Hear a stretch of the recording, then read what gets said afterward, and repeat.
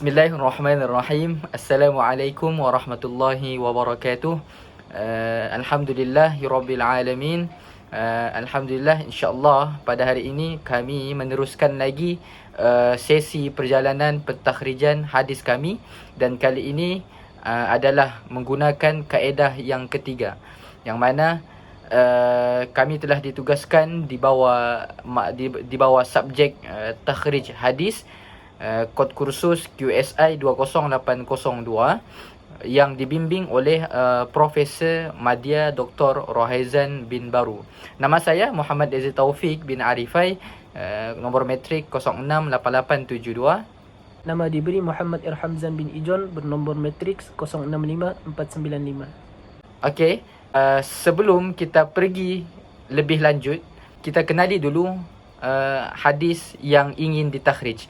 Hadis itu berbunyi, haddatsana Muhammad bin Sabah al-Bazar, haddatsana Jarir bin Abdul Hamid al-Dhabi, an Mansur al-Mu'tamar, an Rubai bin Hirash, an Hudzaifah qala Rasulullah sallallahu alaihi wasallam, la tuqaddimu asy-syahra hatta tarwil hilal aw tukmilul iddah, thumma sumu hatta tarwil hilal aw tukmilul iddah.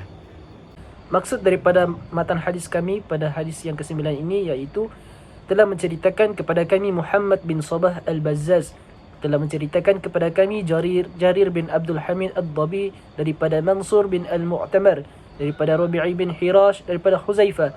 Rasulullah sallallahu alaihi wasallam bersabda, janganlah kalian mendahului, yakni untuk berpuasa di bulan Ramadan, sampailah kalian melihat hilal. Hilal ini dimaksudkan dengan bulan sabit tanggal 1 Ramadan, atau kalian menyempurnakan hitungan bulan, yakni Sya'ban menjadi 30 hari. Kemudian berpuasalah kalian sampai kalian melihat hilal, yakni bulan sabit tanggal 1 Syawal untuk berhari raya, ataupun kalian menyempurnakan hitungan bulan, yakni Ramadan menjadi 30 hari. Okey, seperti yang saya katakan tadi, tariqah ketiga ini adalah takhrij an tariq ma'rifatul kalimah yuqallu dawraniha 'ala al-alsinati min ayyu juz'u min al-matan al-hadis, yang mana menggunakan kata daripada bahagian matan hadis. Dalam kami mentakhrij hadis kami mengikut kaedah yang ketiga ini, kami menggunakan kitab Al-Mu'jam Mufahras li Alfazil Hadis Nabawi. Hasilnya kami menemui hanya di dalam jilid ke-7 sahaja untuk kami mencari bahagian daripada lafaz hadis daripada matan hadis kami. Seperti yang kami ketemui, kitab ini memuatkan daftar kata-kata hadis daripada 9 buah kitab hadis yang masyhur, iaitu kitab hadis 6, Sunan Tirmizi, Sunan Abi Daud, Sahih Bukhari, Sahih Muslim, Sunan Nasa'i dan juga Sunan Ibnu Majah. Kemudian ditambah dengan 3 kitab, yakni kitab Muwatta Malik, kitab Musnad Ahmad dan juga kitab Musnad Ad-Darimi. Di mana kitab-kitab hadis yang menjadi rujukan di dalam kitab ini juga diberikan tanda rumus yang tertentu, seperti huruf Kha merujuk kepada Imam Sahih Bukhari, kemudian huruf Mim merujuk kepada Sahih Muslim, huruf Ta merujuk kepada Sunan Tirmizi, huruf Dal merujuk kepada Sunan Abi Daud, huruf Nun merujuk kepada Sunan An-Nasa'i, huruf Jah merujuk kepada Imam Ibnu Majah, huruf Ta pula merujuk kepada Muwatta Malik, dan huruf Ha Mim merujuk kepada Imam Ahmad bin Hanbal, dan yang terakhir Dal Ya merujuk kepada Musnad Ad-Darimi.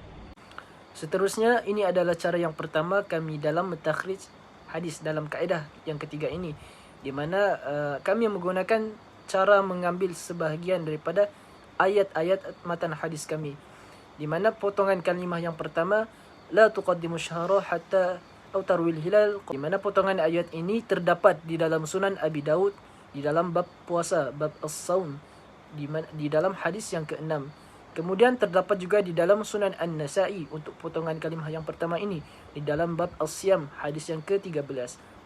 Kemudian potongan kalimah kedua iaitu hatta tukmilul iddat aw tarwil hilal, di mana potongan yang kedua ini terdapat di dalam Musnad Ahmad, bab ke-4, hadis ke-314. Dan yang terakhir, potongan yang terakhir, summa sumu hatta tarwil hilal, yang di mana potongan ayat ini juga terdapat di dalam kitab Sunan Abi Daud, di dalam bab as-saum, bab puasa, hadis yang ke-6, dan juga terdapat di dalam kitab Sunan An-Nasa'i, bab siyam, hadis ke-13. Okey, seterusnya Ini adalah hasil daripada kami mendhabit hadis bagi tariqah yang ketiga ini. Seperti yang kita boleh lihat di apa yang kami cari, kami telah pun mencari perkataan tu satu persatu perkataan, dan ini adalah hasilnya, yang mana perkataan la kami tidak menjumpai di dalam kitab Fahras al-Alfaz al-Hadis an-Nabawi.